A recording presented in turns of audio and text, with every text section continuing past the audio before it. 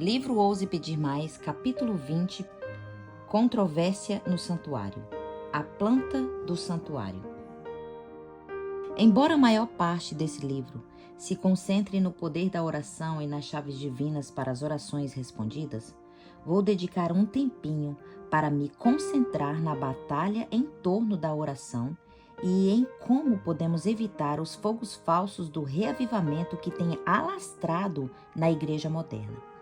Antes de fazer isso, precisamos revisar rapidamente o que podemos aprender de Cristo e do caminho da salvação por meio de diferentes móveis do santuário do Antigo Testamento. Gostaria de salientar que a seguir temos uma breve revisão condensada das lições que podemos extrair do santuário. Eu incentivo a fazer estudos adicionais por conta própria, uma vez que as lições espirituais que podem ser aprendidas são muito ricas. Além disso, a compreensão dessas verdades nos ajudará a enfrentar os muitos enganos sutis com os quais certamente nos depararemos à medida que nos aproximarmos da segunda vinda de Cristo. Vamos começar? E disse Deus: e me farão um santuário para que eu possa habitar no meio deles. Êxodo 25:8. Além de Deus querer que os filhos de Israel tivessem um símbolo de sua presença bem real, enquanto eles faziam a jornada rumo à terra prometida, também desejava que entendesse o caminho que os levaria à reconciliação definitiva com ele. Um caminho que os levaria à gravidade do pecado ao mesmo tempo em que lhes daria a esperança do Messias e viria tirar todos de seus pecados.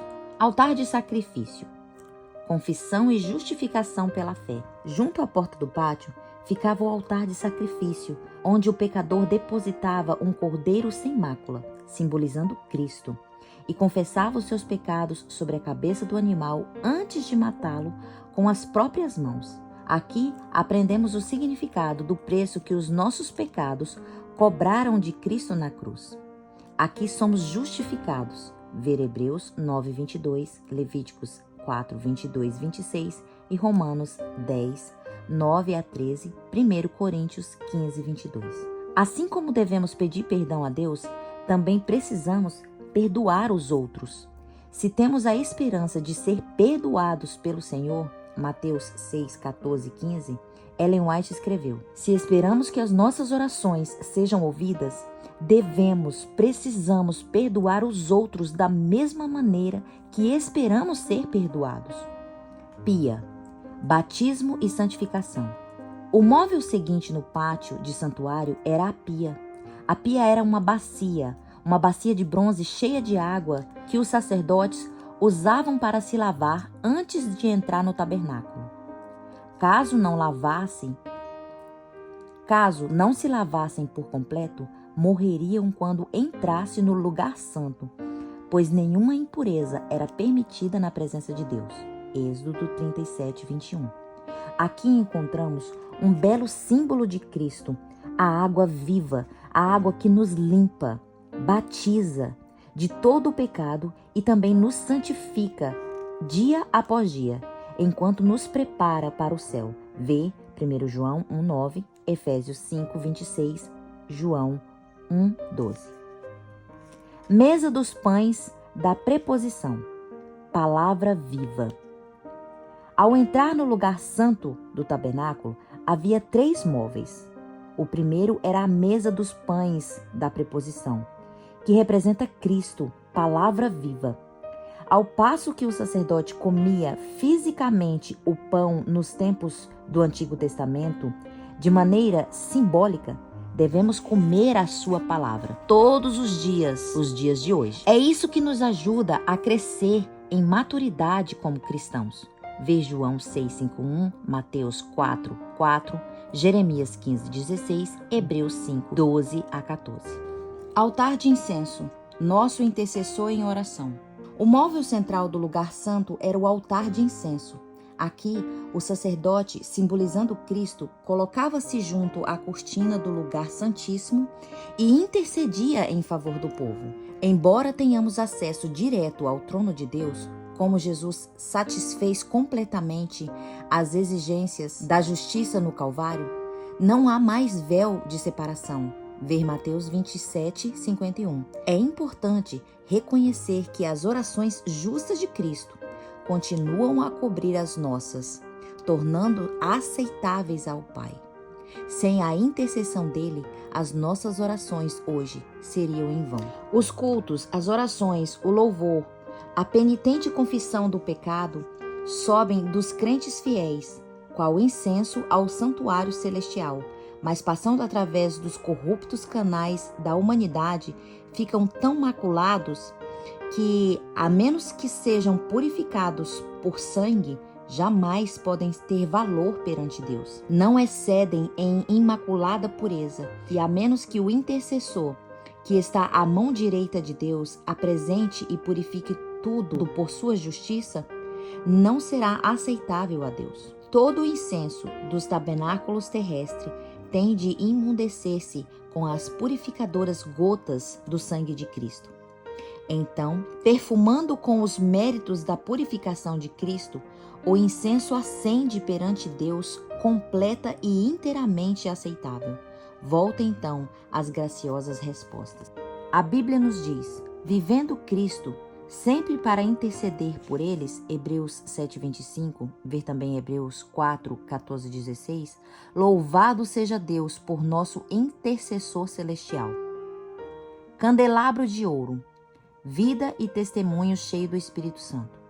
O último móvel dentro do lugar santo era o candelabro de ouro, ou candeeiro de 7 velas, que iluminava o lugar santo de maneira sempre aceso. Essa luz representa o Espírito Santo que dia após dia continua a queimar, aproximando-nos de Cristo, convencendo-nos do pecado e dando poder à nossa vida e ao nosso testemunho. Ver Êxodo 25, 31-40, 30, 7 e 8, João 8, 12, 16, 13, Salmos 119, 105. Arca da Aliança, lugar da morada de Deus. O último móvel do santuário, a Arca da Aliança, ficava além do véu, conforme já mencionado, dentro do lugar santíssimo. Em cima da Arca da Aliança ficava o propiciatório, um tipo de trono guardado para 2 querubins de ouro, onde o próprio Deus descia para habitar com Israel. Êxodo 25, 22. Somente o sumo sacerdote tinha permissão para entrar no lugar santíssimo e apenas uma vez por ano, no dia da expiação. É significativo destacar que a Arca da Aliança continha 3 itens: uma panela de maná, simbolizando a importância da provisão diária de Deus. Ver Êxodo 16. A vara de Arão, que floresceu e produziu amêndoas, simbolizando a importância da liderança escolhida por Deus. Ver Números 16.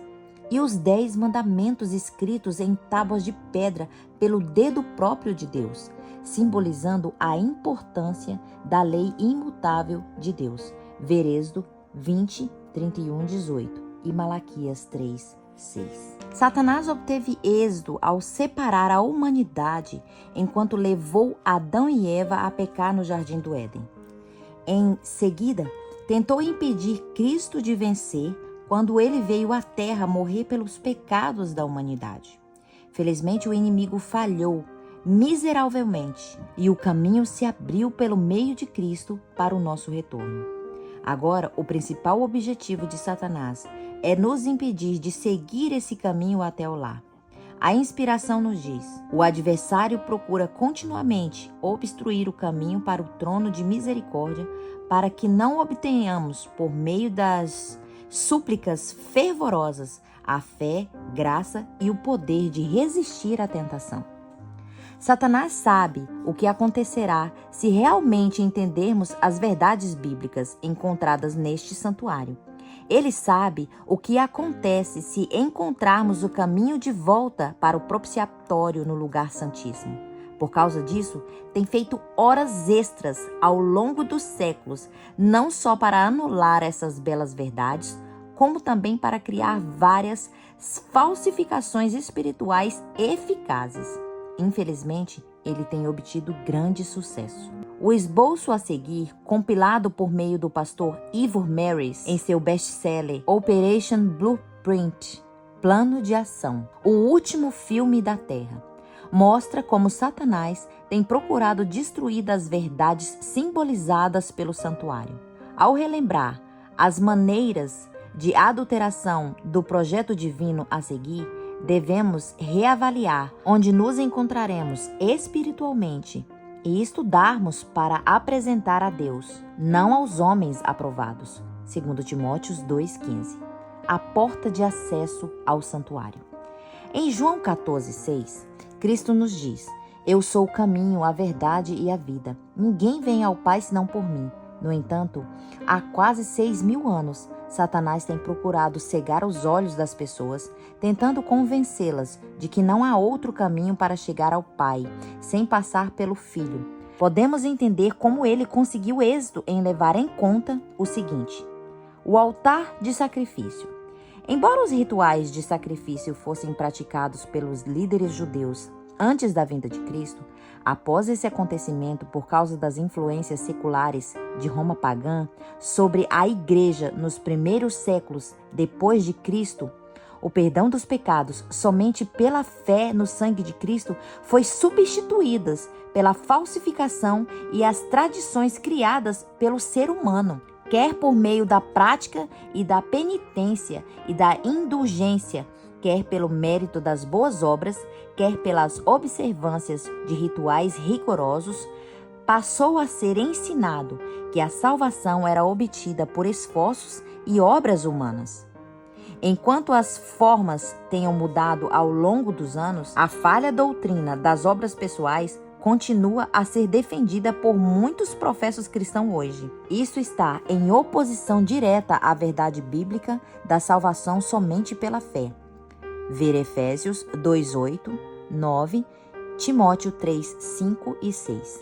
A pia.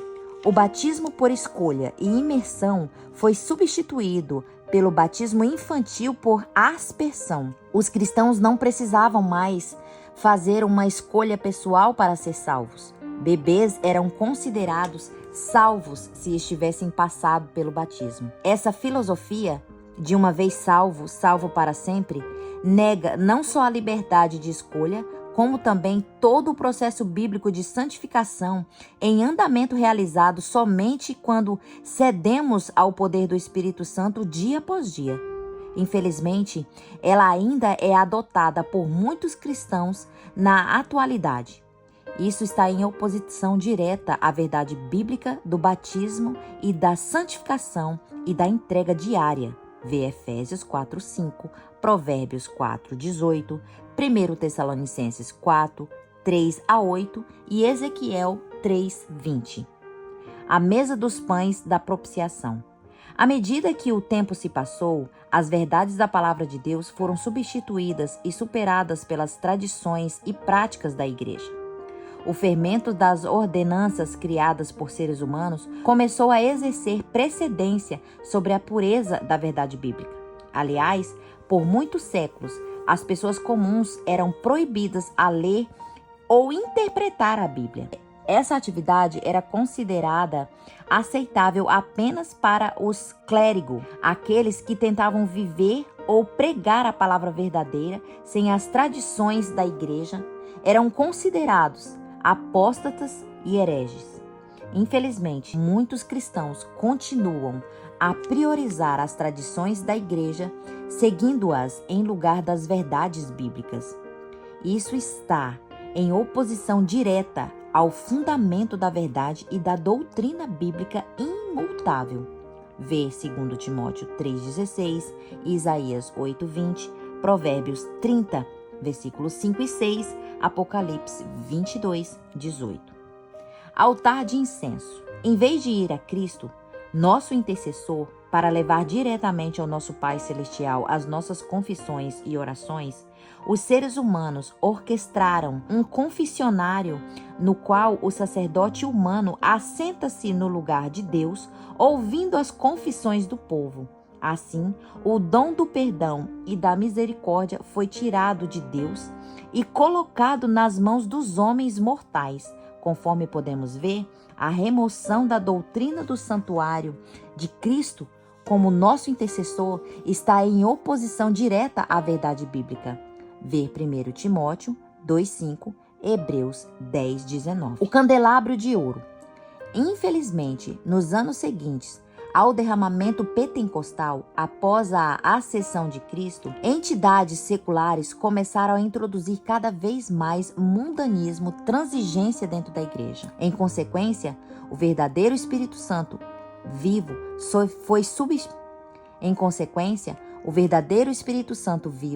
foi substituído por uma forma de pretensão espiritual em muitos que fazem parte da liderança religiosa.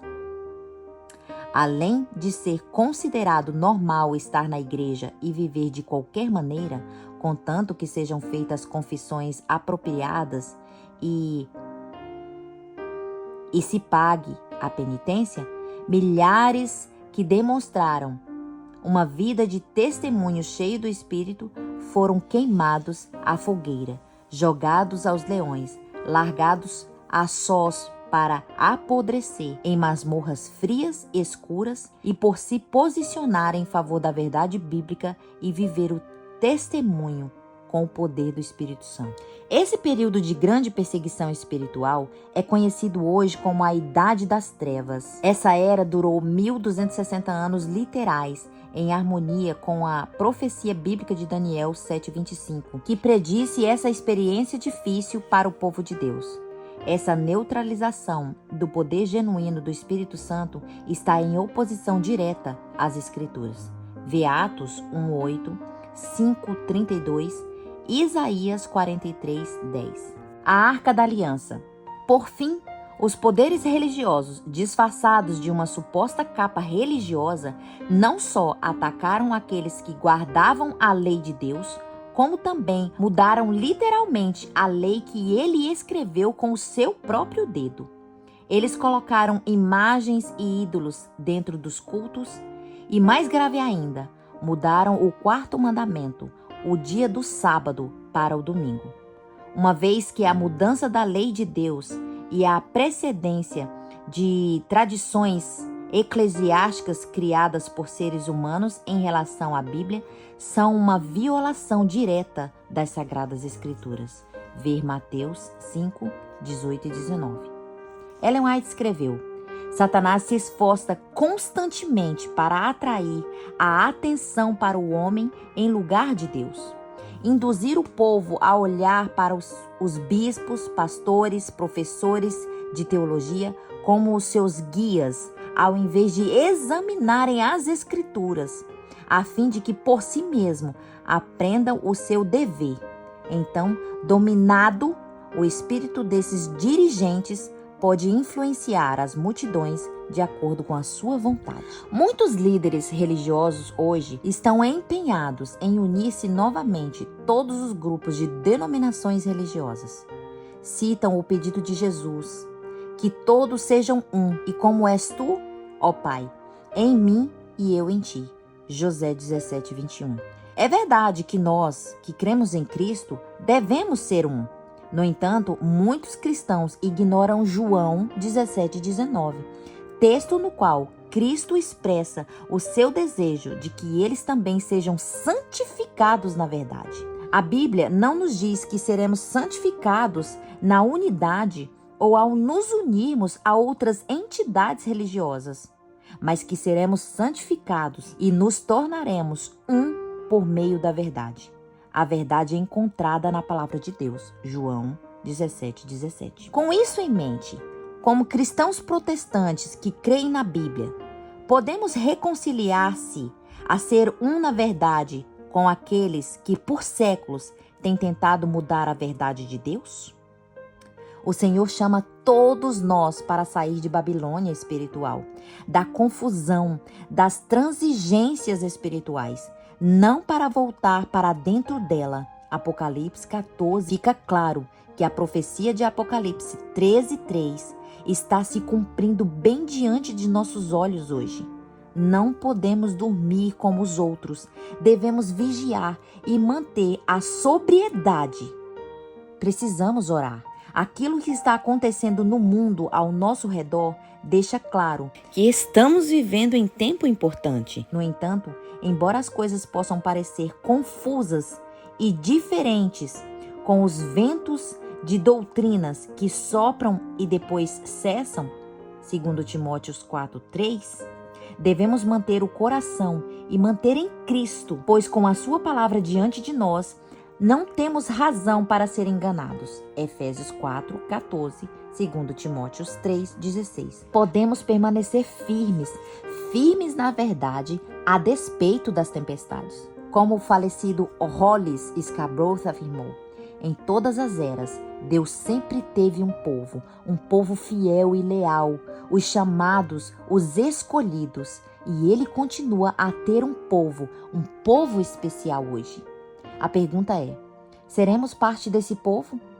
Faremos parte do remanescente fiel retratado em Apocalipse 12:17? A fim de descobrir onde você se encaixa nesse conflito do santuário, bem como para abrir os olhos ao rever a história cristã desde o início da Guerra do Céu até o presente, eu o incentivo mais uma vez a ler O Grande Conflito. Leia O Grande Conflito. Esse livro me inspira como nenhum outro para a mostra de onde nos encontramos na batalha final entre a verdade e o erro.